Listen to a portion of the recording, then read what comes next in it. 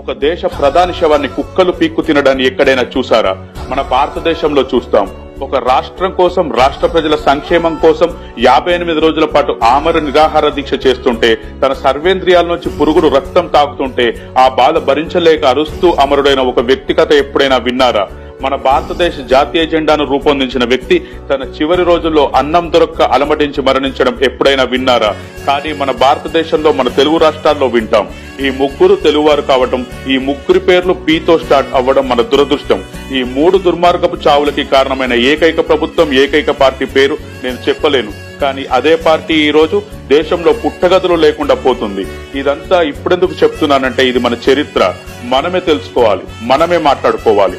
వారు ఎంత సాధించారు, మన కోసం ఎంతో సాక్రిఫై చేశారు. చివరికి వాళ్ళ చావు కూడా గౌరవంగా లేదు. మనం గుర్తుంచుకోవాలి, ఇలాంటి చావులు మనం గుర్తుంచుకోవాలి. కథలు వింటుంటే కన్నీళ్లాగవు. ఎంత దౌర్భాగ్యం, ఎంత దరిద్రం, ఎంత దుర్మార్గం. ఇప్పటికైనా వారు సాధించిన విజయాలను, చూపించిన పరిష్కారాలను, వారి సేవలను గుర్తించి వారి కీర్తి ప్రతిష్టలను, వారి గౌరవాన్ని నవభారత దేశ యువతరానికి ఆదర్శంగా నిలపాలి. అప్పుడే వారి త్యాగాలకు ఫలితం లభిస్తుంది. జై హింద్.